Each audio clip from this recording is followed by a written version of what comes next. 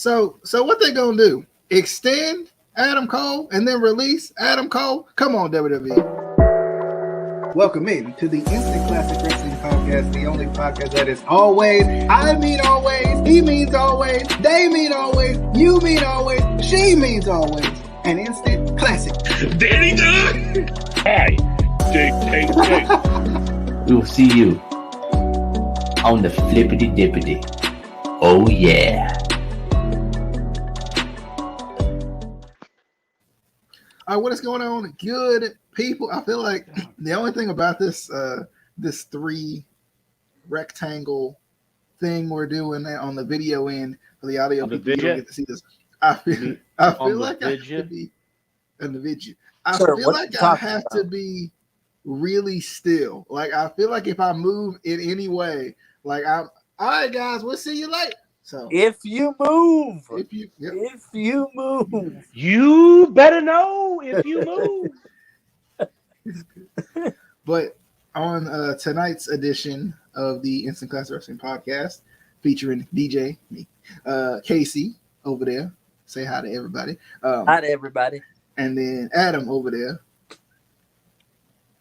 Okay, nothing. And Justin, in his absence, will not be here because he's in Kansas City. You know that's false. Do.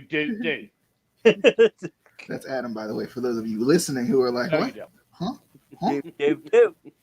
We never heard this show before. But anyway, Casey, Justin is in KC. Is not in Kansas City. Anyway, it's in Kansas City. So for some reason he couldn't grab his cell phone and you jump on the podcast tonight. But whatever. We gonna hold it against him for the rest of at least the night. But anyway, we are talking about the most recent WWE releases that included Bronson Reed, Mercedes Martinez, Bobby Fish, and others. Another former North American champion, by the way, as well, was in that list. And also, I because this is kind of going to fall into another state of the business type of a video, I want to go back and reference the question that we had gotten from Luis a while back that we were going to answer in the next video, but I don't think we ever did like a state of the business type video or anything like that next video. So we ended up doing, I think, a football video that next video or something like that. And then that's why we never got to it. But I'm going to answer that question in this particular podcast here, because I think because of the state of the business thing, it's going to kind of fall into that question, which was basically, I think verbatim, the question was what, like, it was like what person or concept in wrestling was like your favorite and how can it help now? And I don't have the question verbatim. I'd have to find it to know. It was like what character or storyline or something like that. And I'm gonna change it into concept to that one what he asked. Mine's gonna be a concept probably. That one what he asked. I'm a cheater. That one what he asked. So since I'm a cheater, we do what our fans ask, not what we think they ask. No, we do what we want to do. No, that ain't how we do. No. What did you just say? I swear to God, also, if this is more releases, okay, it's good. It's good. It's words and volume. All right, so for the people who are listening, this is some type of release, but it's chef's kiss. So for the people listening that are like, what the heck's going on? The thing that we just got is former WWE referee Drake. I think it's Wirtz. Is the worst from Twitter. The worst. So and we remember him. Good. We remember the man him that from once wore blackface.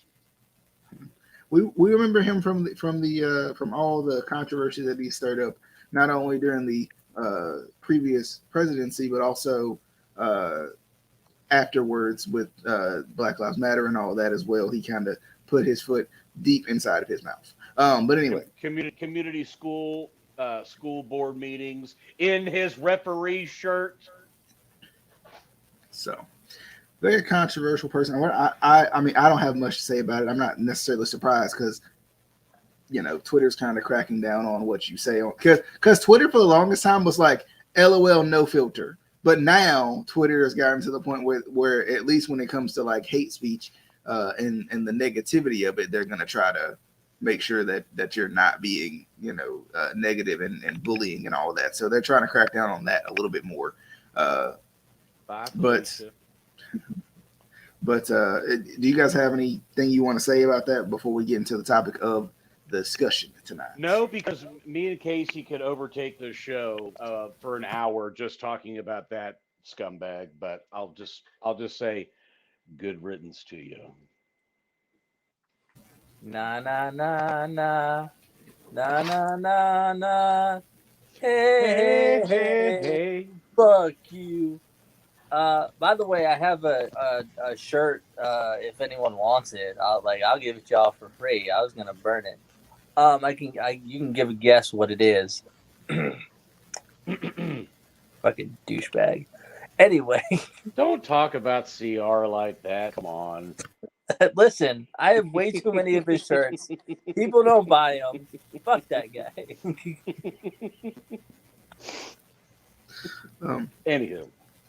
Jumping into the releases, I'm going to read the list just in case anybody doesn't know. And no, not the list of Jericho, but the list of releases. Get out. Get out. It was there. Had to make it. So, first off, we got Bobby Fish, Bronson Reed, Jake Atlas, Ari Sterling, Kona Reeves, Leon Ruff, former North American champion, by the way, Stephon Smith, Tyler Rust, Zachariah Smith, who I think had just came back or something. They had just wanted to put. I remember seeing him from something. Asher Hale, Giant Zangier, and Mercedes Martinez. Names are not my favorite thing to read, but I think the most surprising ones are Bobby Fish, number one. People watching can't see my finger, but I'm going to do it anyway. Bobby Fish. He's holding up a 1. Bronson Reed. He's holding up a 2. Leon Ruff is not really. And Mercedes Martinez. I think that's the 3 ones that are a little surprising. Well, 2.5 because Ruff is anyway. Listen here, motherfucker. He's great.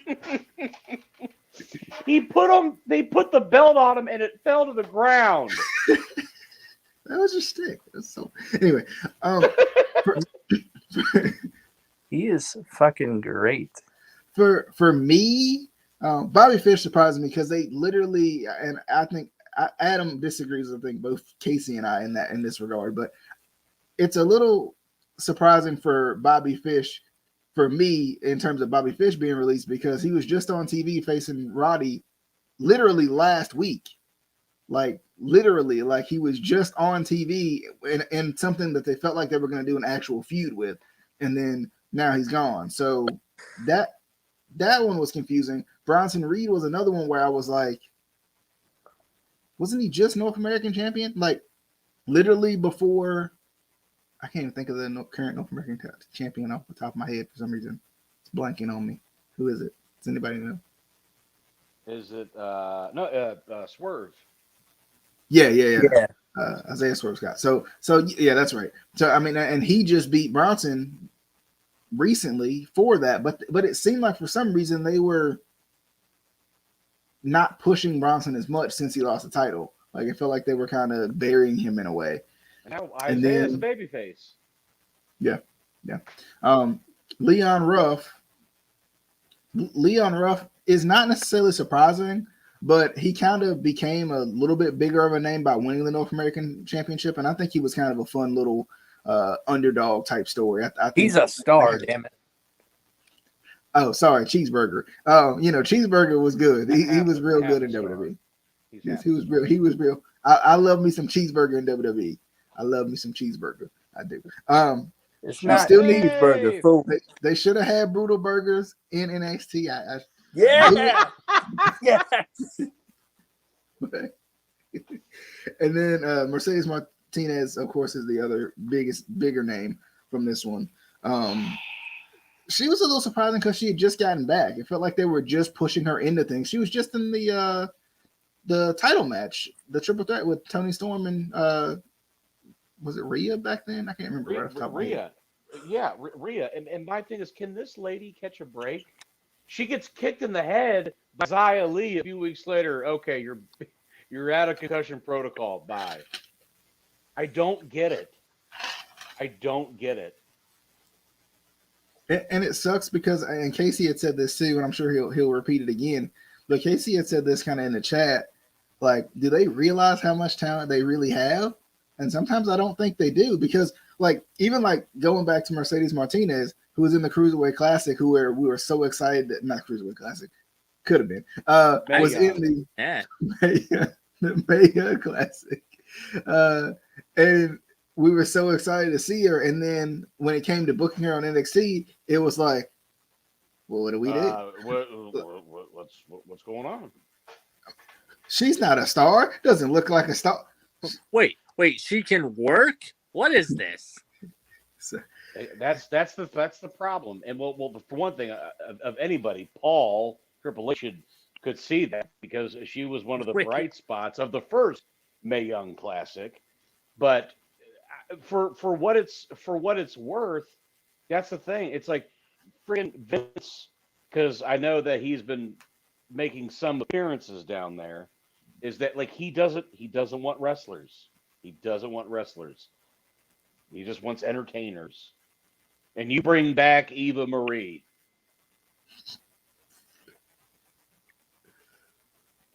Tell me I heard that wrong. Did you say Triplicious? Triplicious. It's that now. Hashtag Triplicious. It's that now. God. I swear I heard you say Triplicious, and I was like, what the fuck? I'm calling him that now. It was a very fast issues. Casey, how are you feeling about the releases? On the surface, at least, because I'm sure there'll be a little more discussion after we get our surface thoughts out. I mean, and like you said, we'll get more into like detail a little bit later in the video. But I mean, it sucks, but at the same time, I'm thinking more of like the glass half full and like the silver lining, because because I believe most of these should be 30-day no complete clauses because they're from NXT. No complete clause? NXT is only 30-day no compete clauses. What? So no complete clause? I said compete. You said complete. You said Triplicious. And I'm owning up to it, sir. I may have accidentally said. That's on you. Dude. But anyway, I believe NXT is only 30-day no compete clauses. So I can see a ton of indie promotions the day that no compete clause comes up, getting a lot of these guys. So these guys are going to get work, but WWE doesn't know what the hell they're doing. And we'll get into it, but it is starting to look like they're getting ready to sell. It's really starting to look like that, or something is going on that they need to be more transparent with, because we need to know. All right, Adam. Yeah, and the whole Bobby Fish thing, it's like, again, I'm bummed that he's getting released, but just him as a single, they got the most they were going to get out of him. He was never bigger than he was when he was with Undisputed Era. I mean, him and O'Reilly, yes, you could still do that, but they're really driving at O'Reilly as a singles competitor, and just plus the injury and a heel on top of that, and a heel, exactly. And it's just he's injury prone, and he's not a spring chicken. He's in his mid-40s, still in great shape, can still go. But I just I don't know what else you do with him. But flip side of that, like what you said, the things that they did with him the last 2 weeks, you think there might have been something that was brewing. I mean, Roddy's faction beat him up, and then Kushida comes in and saves him. So it's like, is that going to become a thing now? And I love Bobby Fish. Loved him in Ring of Honor. Loved him with NXT. I think he's awesome. I just think that one is kind of the one where I'm like, it sucks, but I get it. My Bronson thing was Reed. too, when it comes to real quick on Bobby Fish, I was a little confused to why you would split him from Kyle O'Reilly. Because of course, with the injury and everything, I guess that's why. But then just to put him back in another tag team, when you have one of the best tag teams in the world there, Right. literally in front of you, right at your fingertips. Right. Well, Yeah, even I with don't know. like, and I get, he's getting up there in age and the injuries were an issue. But again, and I feel like, this is like beating a dead horse because we've talked about this over and over again. He was good on the mic. I felt like he did really good promos. I loved his segments he used to have on Ring of Honor. I forgot what Fishbowl. this. Yeah, the fishbowl. I loved that. So why didn't you, transfer him over as sort of a not a manager, but you could still team him with Kyle O'Reilly, but more as like a mouthpiece sort of a thing, and they would still work well together because both of them work well as heels. We've seen them as heels. Bobby Fish can talk it up, and Kyle O'Reilly can get it done in the ring. That would have been perfect. But WWE only thinks one thing. Yeah, and speaking of mouthpiece, that was my favorite, just little subtle things he did in Ring of Honor. He would look into the camera, put the mouthpiece in, and then do the whole, just subtle thing, whatever, but it worked. And he was perfect in his character. He looked good in a suit, so he looked professional. He looked like a star. Put the tights and the boots on, and he could go doing all that Muay Thai shit, whatever. Like he was great. I like that one. This is just the numbers game. Not I don't want to say that like this is one you can do without. I just like I get the release, which Yeah. it's unfortunate. Bronson Reed out of this whole list, with the exception of Mercedes, this is the one where I'm like, why? Like this guy has something. Big guy, can move, got a great finisher, has a likable personality. You can get some steam on him. And maybe the way you're bumbling around Keith Lee, maybe he could be the replacement to that because Keith Lee's done. I shouldn't say that. The bloom is not necessarily off the rose just yet, but like he has made somebody mad in the back the way that they have just treated him just like dirt the last few weeks. So I don't know. It's just But he's got something and you can't cut the legs off him. You also have to remember that, well, Bronson Reed has an accent there, pal. Nobody can understand him. He's got an accent. If they have an accent, you can't understand them. Like, I'm convinced that was part of it. Anyone with an accent, they're like, oh, well, we can't understand them. Why, blah, blah, blah. Yes, you can. Yes, you can. But yeah, like, Bronson Reed doesn't make any sense at all. He was, like you said, he was great in the ring. He had a great personality. You could have had him in matches with anybody and it would have worked. You could have teamed him with anybody and it would have worked. What are you doing? What are you doing? And then, like we said earlier, you bring Eva Marie back and what?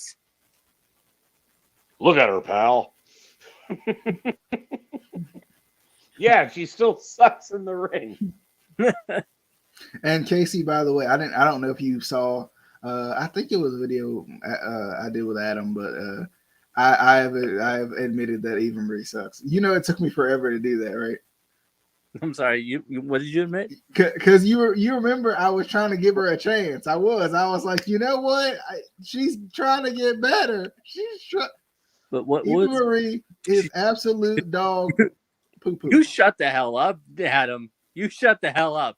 First of all, they're both in the chat. They're both there. First I of will all, not sit here and let you disparage the good thing of Eva Marie. Can't even say it with a straight face. I watched the match, something on Raw. The one match she wrestled because usually Doudrop does most of her work for her.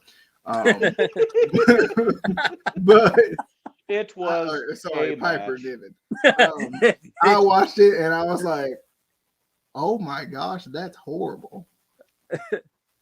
Wait, who was What worse? was I not seeing this whole time? What was worse this week? Eva Marie or Jericho? It's hard to pick. It's hard to pick. I mean, at least Jericho was good at one point. At least Jericho was trying, I guess, right? Like, the finish was good. The finish was awesome. Eva Marie was there. She was booked. I mean, oh goodness. Eva Marie was on the card. Yeah, I don't understand the Eva Marie fascination. I don't understand why she left for a while and then you're like, yeah, let's bring her back. Why? What was the point? Like, she left because she thought she had her 15 minutes of fame, and then she couldn't get famous off of the 15 minutes of fame she got with WWE, so she came back to WWE. Can I have those 15 let's just minutes be honest again? about it. Can I have those 15 minutes again? Do you have 15 more minutes to spare? Like, yeah, and real quick on the Keith Lee situation. Yeah, I don't know what they're doing with that. Another really talented guy that they are just butchering. No, he did get the win against Karrion Kross in that return match. I think that was not this week, but the week before. But still, like, I don't know what they're doing with that.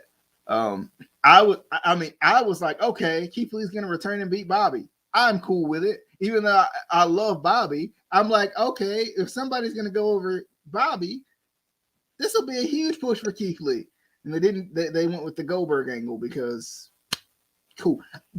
My thing is, even if they were gonna go, and I guess they want to go with the Bobby versus Goldberg thing for the star power type feel of it for SummerSlam. I get that, but I think it would have been even cool to see this athletic freak of a man, Keith Lee, go up against Goldberg. Not that it's not what I'm asking for, but I'm saying, like, if you're gonna put Goldberg into the title picture, put Keith Lee over a little bit too, because Keith Lee being this guy who's freaking undefeated in every way and beat every star that's risen to stardom at this point. Why not? But I don't know what Keith Lee did. He is basking in his burial. I don't really understand the Keith Lee slander right now with WWE. I don't know what he did. I don't know if it's because he was dating Mia Yim and she was in Retribution and Retribution didn't work out, so they were mad at Mia Yim because Retribution didn't work out when it was actually an idea by somebody else. So then they were like, you know what? We're mad at Mia Yim, but we can't take it out on Mia Yim because she's in Retribution. They got to be strong, but then they didn't book him strong. So then they decided, okay, we're going to put it on Keith Lee, but Keith Lee got COVID. So they're like, you know what? We can't put it on Keith Lee. We got to wait. Okay, Keith Lee's back. We got to put it on Keith Lee. Welcome back, pal. You're going to be in a squash match. All right, who am I beating? Well, no, you're going to lose, pal. It just doesn't make sense. I mean, people have been putting the little joke out there that WWE has come to the terms of release on Vince McMahon. That's been funny out there, but like, it's just like, I don't know what he's doing. I mean, I know he's past 70, but geez, like, isn't he halfway through his 70s now? I can't remember. But anyway, I think he's about the same age as Flair, so 73, 74. Like, I mean, I know he's old, but like, and I guess because he's like the owner of the company, nobody has he has a leash on everybody else, but nobody has a leash on him, right? Like you know, we talk about Russo all the time. Like, no, when they gave Russo creative control, nobody had the leash on Russo, but he kind of had like that's like, I don't know. It's just, this is like, Vince is actually older than Ric Flair. Vince is 75 and Flair's 72. Wow. Okay, but okay, a few years. God darn it. I don't know what's going on, and I think a lot of people are like shifting towards maybe they'll sell. But Casey had a good point on that in the chat as well. Like you said, why would you sell when you're getting rid of all your good talent? Well, like you made the basketball comparison too, because you were watching the Olympics, I think, at the time. It's just like, well, even with even with the NFL, because we obviously are starting up our NFL picks soon, and are going to do the draft soon. Segue with the promotion. You're welcome. Anyway, welcome to the Baltimore Colts show. But like, let's say you have let's say the Bucks, and your quarterback is Tom Brady, and you want to sell the team. You're not going to release Tom Brady because then they're not going to want the team, because why would you want the team if you don't have that star? It doesn't make sense. Speaking of which, have we heard about the Buffalo Bills possibly going to Austin? that makes no sense. Zero. Like, Buffalo is the last place I would expect to get rid of a football team. Buffalo loves football. No, coming from a team that went through the same thing. That team belongs in Buffalo. Do not take that team away from them. Buffalo will literally riot and tear down Buffalo. And I'm not kidding. And then go to Austin and tear down Austin too. For real. Oh, yeah. Why would you go halfway across the country to? I mean, I know why the Colts did it, because Baltimore sucks, but you moved to Indy. Indy. You moved to Indy. We like corn, damn it. Hey, Indy. Yeah, but Indy hosts the Big Ten Championship. That's where the Combine is. That is a great facility. I understand. Right, as Jeff Garland would say, you don't have to live here. Exactly. Anyway. Yeah, I mean, because a lot of people have been saying, back to the point at hand, a lot of people have been saying WWE maybe be possibly being ready for sale, like, and I've thought about it, like, and we've talked about it before too on previous episodes, like, who would they sell to? NBC? Like, and then the thing is, and this is what blows my mind though, if you sell to NBC, Vince, you lose control of everything that you've built and destroyed in a way, right? Like, you lose control of all of that. Well, like, I personally, like, even like when it comes to like jobs, when it comes to like what I do, right? Like, you want to leave it better than it was when you came, which Vince has done, right? But at the same time, when it leaves, aren't you still going to check on it to make sure that, it's still doing a little bit well? Wouldn't you want to, instead of sell the company to NBC, who has no idea what they're doing, who has no idea what they're doing, when you can hand it down to Shane, who seems to have a passion for it? You can hand it down to Triple H, who we for darn sure has a passion for it. Shoot, you can hand it down to Stephanie. Hand it down to Stephanie. No. I'm saying hand it down to Stephanie. Stephanie's not going to handle the creative of it. Just hand it down to Stephanie because she's been there for freaking ever. True. It's better than NBC. I would rather give it to Stephanie and have her be in control of like the business side and like the merch stuff, all that stuff. But what legitimately scares me is if they sell to like an NBC, a Fox, whatever. I'm afraid that's the end of WWE as we know it. That is the end of what not only us, but our parents, our grandparents, grew up watching. Because NBC is not a wrestling company. Fox is not a wrestling company. You can't just sell a specific niche to a company that doesn't know anything about that specific niche. It doesn't work at all. You know. Yeah, and it's crazy because what kind of drives me back too is like, we talked about WWE trying to like acquire talent and all this, and then I think about all the promotions that they've acquired and acquired their libraries and all of this. So then the promotions are almost like no more. They're just like WWE subsidies, and like it blows my mind that you would do all of that just to give it up.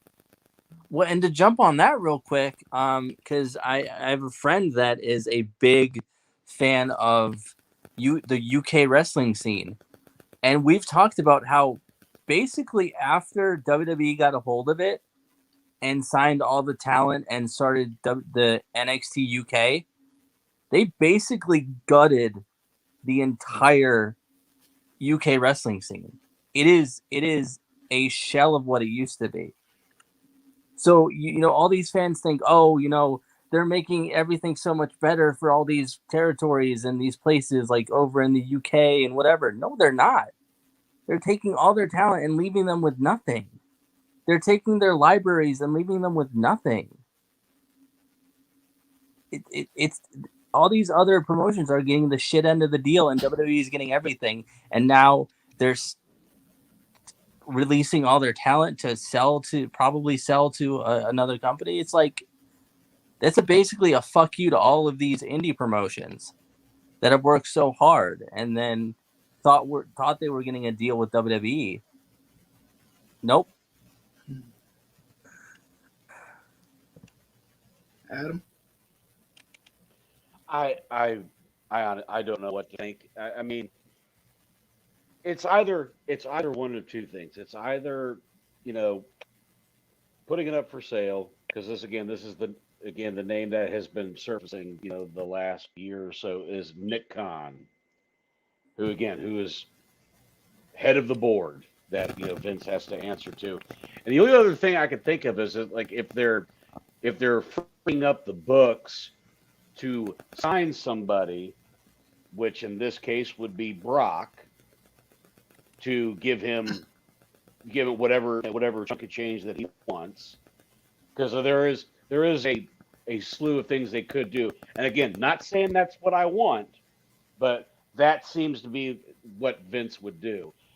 Part of me still kind of leans more towards a sell because it's aside from the amount of people that they're letting go and that they've let go in the last year. The other thing is it's who they're releasing that is puzzling to me. Because if they obviously, we forgot. Sorry, we forgot to Bray. I forgot all about that, but Bray. How about Bray earlier in the week? Yeah. My God, that's another one. But again, something else that me and Casey have been talking about. People have been dumping on the storyline, rightfully so, the storyline with Bray and Randy Orton. Which, by the way, if you notice, all the talent that have gone to AEW, who was their last program with? Yeah. Randy. The Legend. But yeah, exactly. But with people dumped on the storyline, and rightfully so. But then people were saying, "We want Bray. We want Bray." It's like, guys, you can't cry foul. I'm mad that he got released, but you can't cry foul that they let him go when you had no investment in that storyline at all since last year. So it's like, again, pick a struggle. You could say I want it to be better, but you can't say he sucks, he's this, he's that.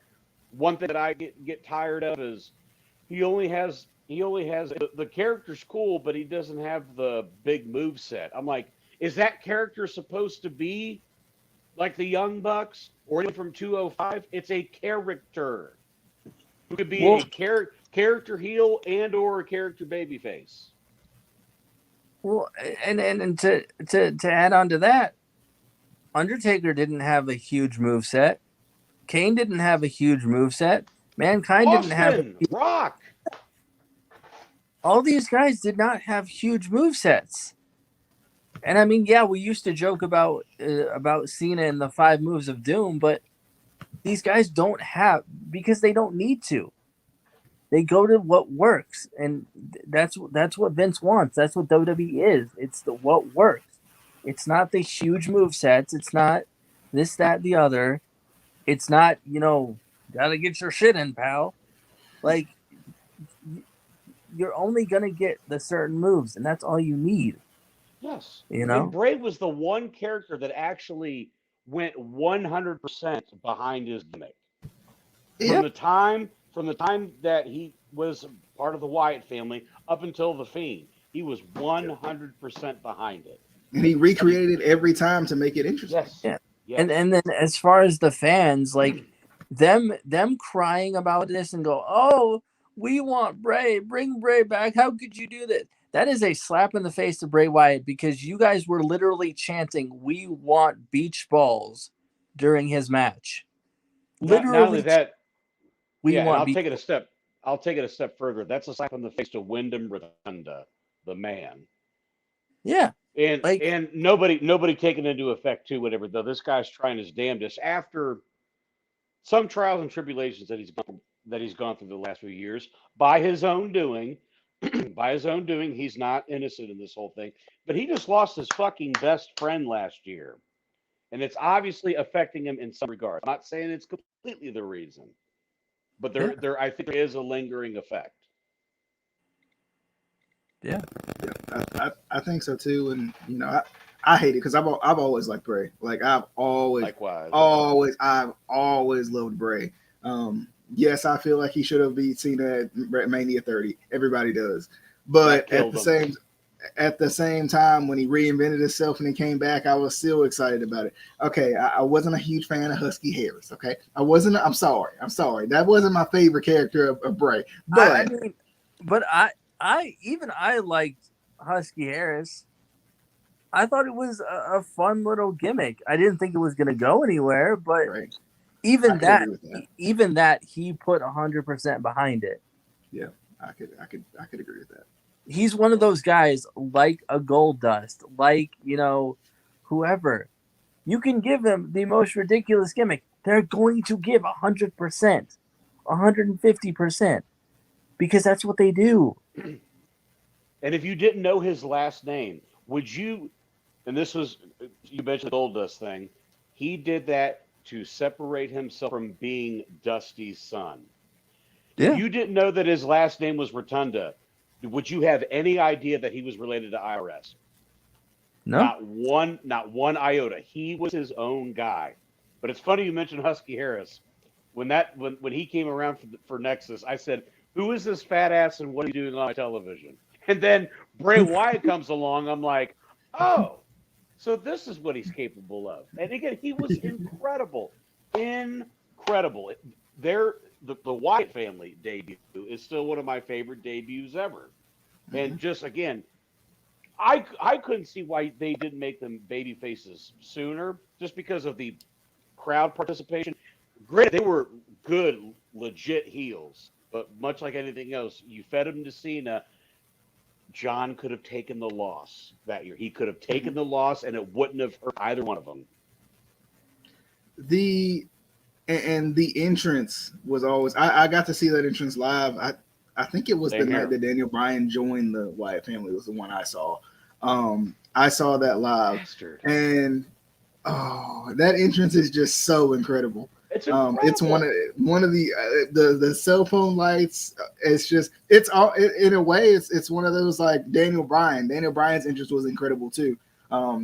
Especially during the Yes movie when everybody like even me, I'm a grown man. I couldn't help it. My arms just went yes. It just did. The turn, Daniel Bryan turning back babyface. It's one of the most incredible things ever.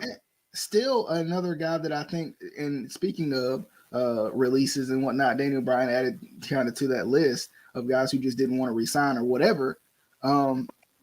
And just going back to WWE kind of misbooking in a way, if that's even a word. If it isn't Webster, add that to the dictionary so I can use it. But like betwixt. That's betwixt, our word. Nobody else can use that but us. Googleable, you know, all of those. Webster, I'm reaching out right now. But Webster. but like even like Daniel Bryan, like when he turned heel during that run with the little freaking environment title, I don't know what it's called. I missed the entire I missed a lot of that run, but like I still remember it, even though I didn't get a chance to watch it, all of it. And that shows me that WWE missed something with Daniel Bryan, because you had all the, like, yes, they turned him heel one time with the whole no thing, and that was good, but like there was an extra layer to it that wasn't just a simple, okay, flip the yes to no. Like there was literally another layer that nobody got to see because LOL WWE. But anyway, that was good stuff too. I just, speaking of, while I'm on it as well, going to Luis's question from way back when we finally got to it, like what would help, and let's just go with character. I'm gonna bring up some concepts as well, but what character was my favorite? For me, is probably I'm gonna say two because I'm a cheater. Stone Cold and Randy Orton. Stone Cold and Randy Orton, just because they were galvanizing characters. Like Stone Cold was just everything anybody ever wanted in a character. I feel like he just everything everybody wanted to be. Randy Orton was just the sadistic, from the Legend Killer gimmick even to the Viper gimmick, was just, you know, sadistic, and he'll do whatever it takes. I love both of them, but the key to both of those characters and why I loved them is they were completely galvanizing. Number one, you believed it, which is something that's missing in characters nowadays. But number two, like, it made you want to watch. It made you want to watch more. What the heck? Randy just freaking pushed. Was he the one that did? No, that was Brock that did the thing to Zach Allen. But Randy was the one that pushed Mick Foley down the freaking stairs. Wait a minute. Brock Lesnar murdered Zach Gowen. He murdered him. He should still be a heel to this day for that. Yes, he should never be able to turn face. But I tell you what, I fucking popped big time, whatever. I'm like, this man just died, and I'm here for it. And not to mention Johnny Ace. Hey, Vince, got this guy. He's got one leg. He signed the wrong one-legged man. Your arms look big. That's always look at dude. That's always the funniest thing. But yeah, like, it's the fact, like, because, and what brought this up to me is I was on the Third Perspective podcast hosted by Rabbit Jones, Radical Real, OnlyFans Jay, and there's some other. They got a bunch of cast on there. I don't know them all, but I know the main three that's on top of my head. And they were talking about, like, what they were asking me. They put me on the spot. They were like, "What would you do to change wrestling to make it kind of like, you know, what it used to be, or like get people more invested in it?" And like, for me, it's always like the in-ring product. The in-ring product. Like, why do I like NXT so much? It's freaking wrestling most of the time, right? It's freaking wrestling. Why is AEW seem like they're pulling out in front of WWE? Because they do wrestling things. They do like professional wrestling things and not sports entertaining things. Now AEW does do some weird things. We'll talk about that a little bit more here in a second. But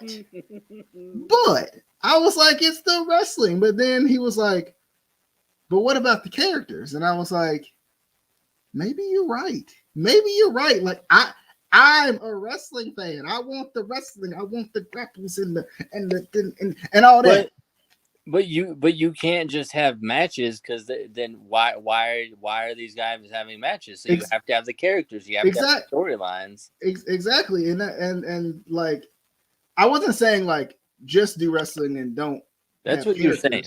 That's exactly what you were saying. That's an assumption, and you know what assumptions do. Anyway, But yes, I need the anyway. That's a match, by the way, with my hand. Okay, that's a match. Anyway, that's how matches work. That's a So, match. that's a match. That's Okay? a match. That's a match. Book it. But Can we start that chant at a wrestling show? We're just gonna be in the background, just doing this. That's We know what they want, Cole. You see what they want. but like I was thinking about it and I was like, okay, duh, it's the characters. Duh, DJ. Why did you think about this before? It's why is Stone Cold so great? Because of his freaking character. Yes, he's good in the ring. Yes, The Rock is good in the ring. But like there was plenty of great characters that didn't get a chance to really show off in the ring per se.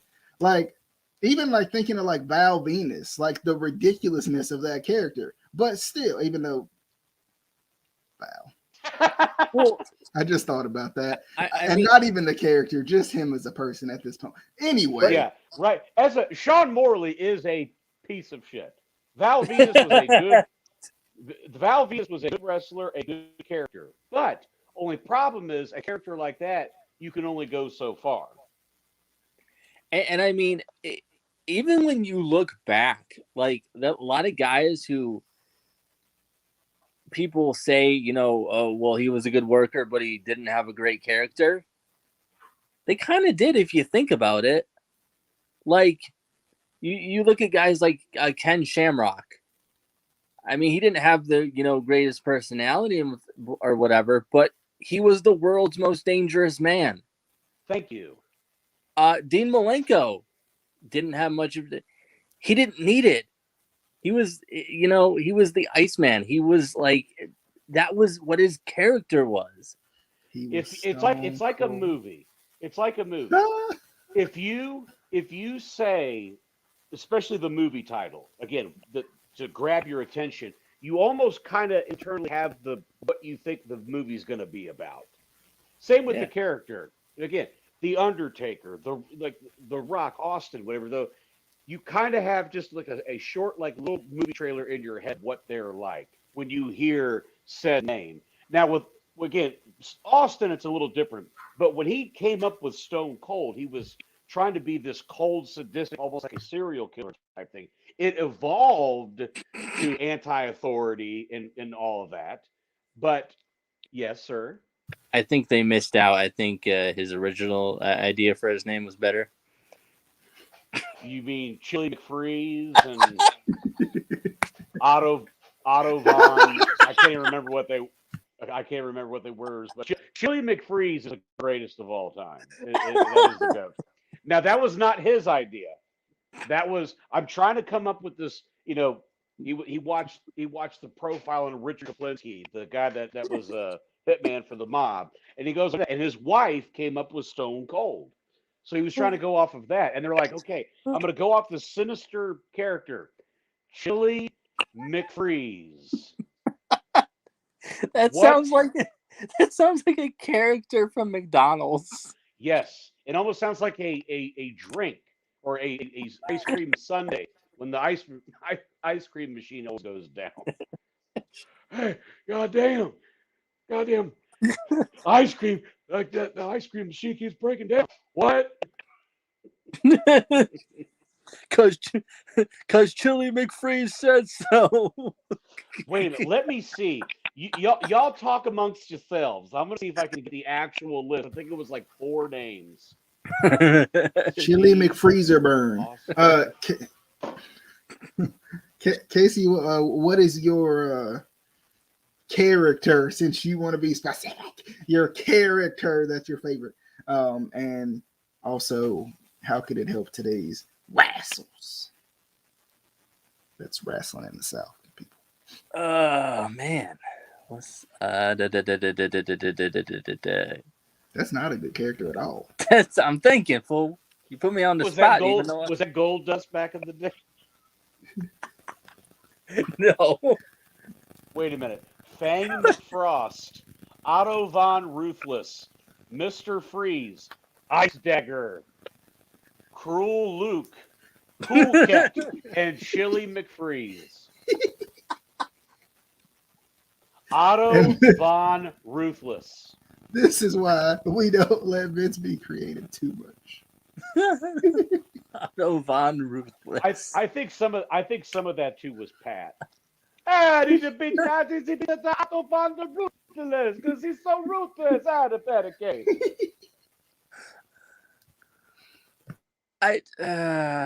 I'm gonna go with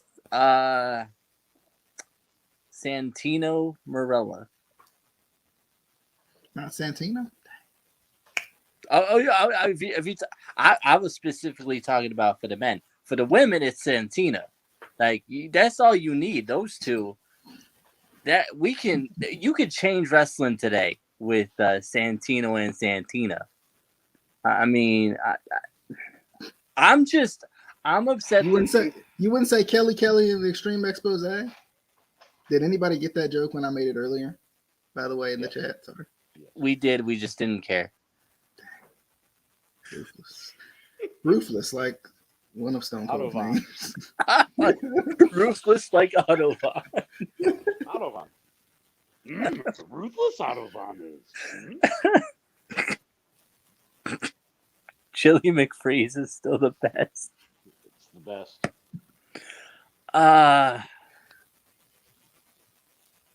McDonald's would never be the same if that was his name. It's hard to say because, like, I feel like there were a lot of good characters, but I don't know if they would necessarily work for today's crowd. I mean, you could take aspects from different characters, but I don't even know if, like, let's say, you know, late 90s rock would work with today's crowd. Like, you want to think it would, but I don't know. Just because the fans are so different. I don't... Because at no time... At no time did I ever not believe The Rock, especially when he turned heel. But so even when he had his schizophrenic, he was a heel and a face. It was like Big Show. He's a heel and a face, a heel and a face. Whatever. At no time did I think that he was not authentic. Yeah. Particularly in the late 90s, and particularly in the late 90s. Yeah. He would be a better heel for today's crowd than a babyface. If you did not know Dwayne Johnson back then. If he was just strictly like corporate rock, where he got the most heat. What's your character concept thingy, Bobber? Is it Corporate King? That is a big hell no. See what I did there? Let me do it. No. But much like what Casey said, whatever. I'm trying to take elements from the past, like what can be used, you know, for today. I mean, like in terms of characters, my favorite overall character, because nothing to do with in-ring work, is Taker. Because Taker, you get the concept of it. Him turning face, he did nothing to change. He didn't change anything. The fans turned him face. You know, like didn't change his promo style. You know, this, that, and the other, and his work style remained the same. But again, such a character, over the top character, babyface. That's, you know, obviously, you know, you had to get other big men in the mix to garner sympathy. I mean, we won't talk about Giant Gonzalez. That never happened. Nobody here never saw it. Oh yeah, I remember that. Casey, what did I just say? I know some of these words. I know these words you speak of. No, I'll tell you what I did like, and it actually kind of morphed into what Bray Wyatt was at first with the Wyatt family. Waylon Mercy. And again, I didn't give two shits about his in-ring work, whatever, though. the way Dan Spivey portrayed that was incredible. And again, for anybody that's never seen Cape Fear, go watch it. It's essentially that. God, what else? And Crow Sting. That story is one of the best, well-crafted stories ever of somebody over the top, strong babyface and goes 180 degrees the other way. And it's still the guy, but it's just I'm not taking that. Maybe it's something like that. Get somebody that is not viewed not with the company, an outsider, but he himself has an agenda, and he has no friends, but just foes, and he's just central minded in his thesis of what he wants to do in the company. I mean, obviously you have to have a strong adversary, which is why I'm like, if you're going to do anything, you have one strong faction for him to go against. Which is why not like 10 and 8. Yeah, you know, which is why, again, that's why the Nexus should have worked. Which that's even I mean, Retribution should have. Could have, would have, should have. Again, it looked good on paper, Mace, but in execution was it the drizzling shit. Mason T-Bar. Yeah, but that's what I'm saying. When they said the words, they've been signed. They've been signed to a contract. Why? Why? View them as like legit. These guys are not part of this company. They are wreaking havoc out of their own volition. We do not condone this. Blah blah blah. Per in what you said earlier too, like we've gone through a gazillion measures without saying condense Raw from 3 hours. That's a no-brainer. But I'm just talking about letting guys be themselves on promos and not have these generic freaking names. It's like, let them be themselves. Slapjack. Jesus. Here's Ham Sandwich. Here's Ruben. Hey, here's Penn Station. Don't you disrespect Ham Sandwich. I believe I just did. Gosh. How dare! So I don't know. Like, yeah, it's hard to like. What could you grasp from the?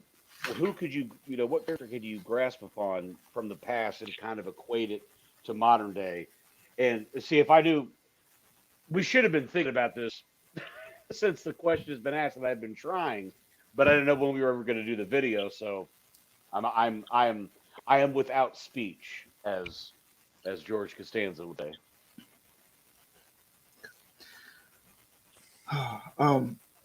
Any final thoughts of the topic at hand? If you're gonna sell. Stop just dropping people like flies for no reason. We'll since this video is getting a little long, we'll do an entire video on AEW and their things that we like and dislike. We'll have an AEW that I'm sure the fans will love it. AEW. There's going to be a lot we dislike. Listen to my rants. If you could just play my voice messages of what in the fuck is going on over there. So we'll do a whole thing dedicated to All Friends Elite. All Friends Wrestling, and plus this is where we need Justin in here for his perspective as well. BTE Trigger Wrestling. Also, I bring this up all the time. I love how AEW fans were always like, we don't want them to take all these former WWE guys. WWE guys gets released. I bet he's gonna come to AEW. I hope he comes to AEW. The second I heard that Adam Cole's contract is coming up, the first thing I saw AEW marks going, oh, he's going to come to AEW. I thought you didn't want all of the former WWE guys. But his girlfriend or wife is there. Like, So anyway. we're gonna put a pin in that one, as they say. I don't know who says that, but somebody says that. Put a pin in that one, and we will come back Put it on in the another books. show, and have a good discussion. Hopefully, Justin will be here and be able to at least say what Casey says about about it. I But agree. I think he loves AEW in a way, so he'll probably say a lot. Anyway, No, but me and him have talked privately about such, and there's stuff that I know he'll criticize, whatever. And again, there's stuff they'll have a segment that makes me rip my hair out, and then they'll come out with something I'm like, that was awesome. Give me more of that. Give me more of that. But yes, we will. Let's just we be will go honest. through We will go through the prosecution. what'd you say, Casey? I said, let's be honest. The problem is the fans. And the BTE trigger. Anyway. Anyway, that's one heck of a finish. Anyway, we did talk about putting simple moves as finishes, or in this case, a weak move. Anyway, I'm not even going to get into it. It's got to look good. It has to, yes, because that's awful. But anyway, but it's devastating in the eyes of the fan. Anyway. Mike's out. We are gone. Okay, we are gone. Okay. There's our wrestling. But as always, hope you guys enjoyed. If you haven't already, be sure to go to any of our audio platforms: Anchor, Apple Podcasts, Spotify, etc. Ankle Podcast. Kurt, that is what the Elite Trigger is like. Snapple Podcast. Snapple. Facebook and YouTube. If you're listening and you're like, what do these guys look like? Go to Facebook and you'll turn around quick. You'll turn away. I'm done. I'm leaving. Bye. We'll see you guys on the next show, whatever that may be. Definitely hope you guys enjoyed. Until then, this has been what? The Instant Classic Wrestling Podcast, the only podcast that is always. Casey said always. Adam said always, pal. DJ said always. An Instant Classic. Bye.